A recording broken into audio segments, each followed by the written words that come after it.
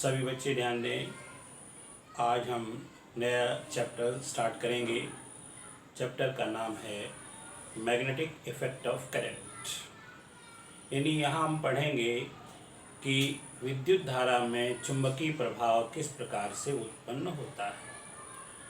तो चुंबकीय प्रभाव समझने के लिए सबसे पहले आप वैज्ञानिक ऑर्स्टेड के प्रयोग के बारे में समझेंगे।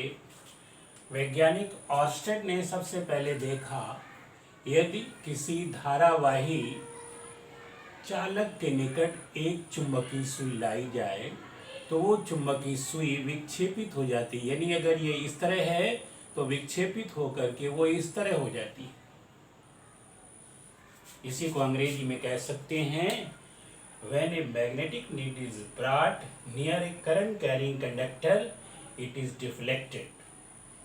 अब एक क्वेश्चन उठता है कि मैग्नेट तभी डिफ्लेक्ट होगा जब कोई मैग्नेट हो, अर्थात तार के पास अगर मैग्नेटिक नीडल लाने से डिफ्लेक्ट होती है, इसका मतलब निश्चित रूप से तार में कोई मैग्नेटिक फील्ड है।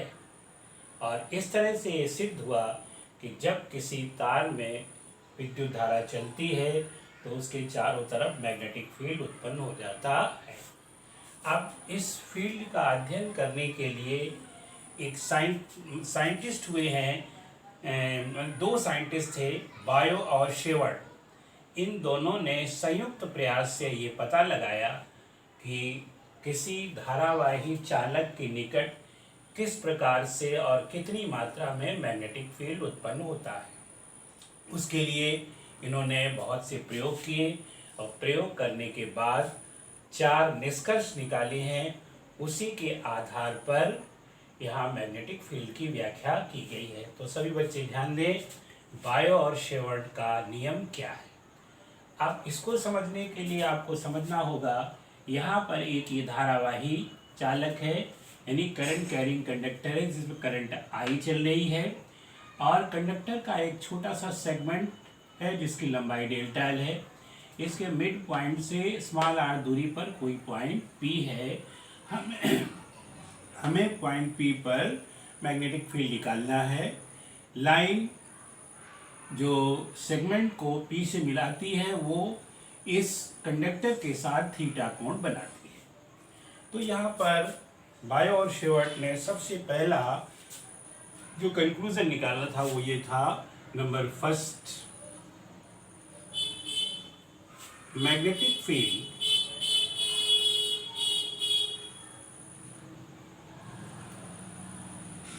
at P is directly proportional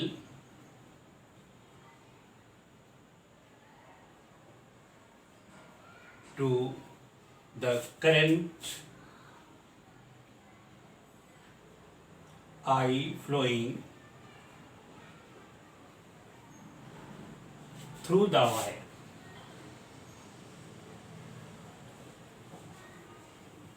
Through the wire, यानी delta B is directly proportional to I. Second, magnetic field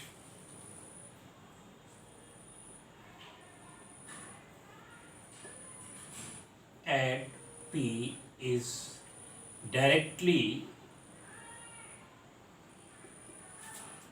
proportional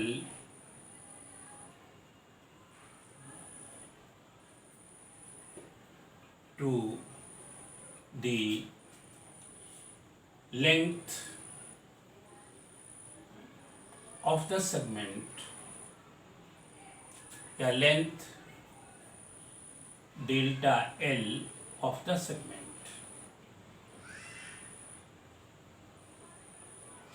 यानी यहाँ पर लिख सकते हैं delta B is proportional to delta L. Third conclusion था, magnetic field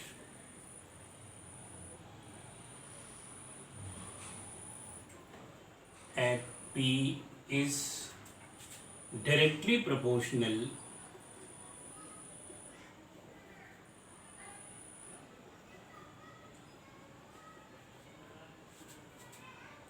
to the sine of angle between the segment and line joining the point P to the segment.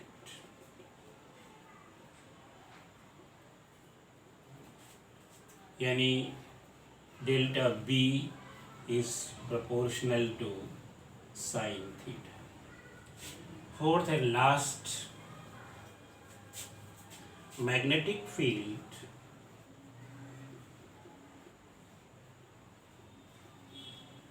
is directly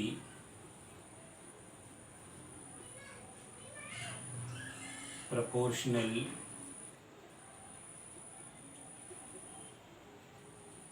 to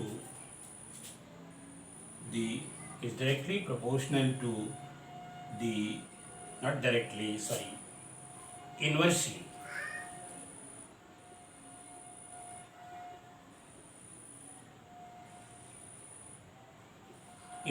proportional to the length r, या इसी को लिख सकते हैं delta B is proportional to 1 upon r square, inversely proportional to the square of the length, to the square of the length r. ये अब combining these four,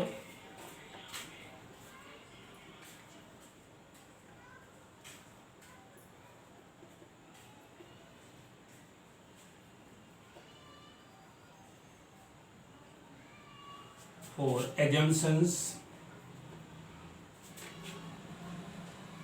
या conclusions,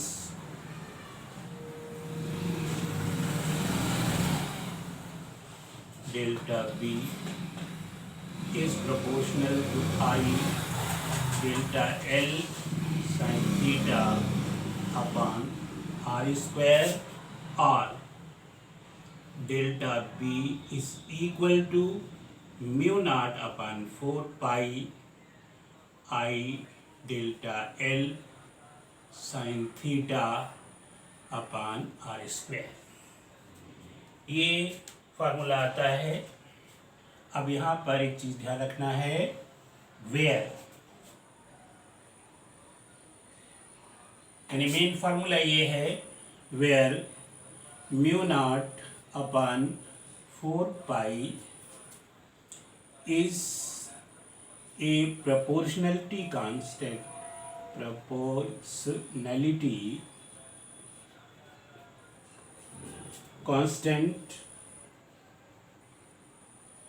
and mu naught upon 4 pi is equal to 10 to the power minus 7 Newton बटे ampere square, ये इसकी value होती है. तो इस तरह से ये जो नियम आता है इसको सभी बच्चे याद कर लेंगे कि delta B is equal to mu not upon 4 pi I delta L sine theta upon r square. ये फार्मूला है बायोट-शावर्ट के नियम का. सभी बच्चे इसको समझ लेंगे और समझ करके याद कर डालेंगे.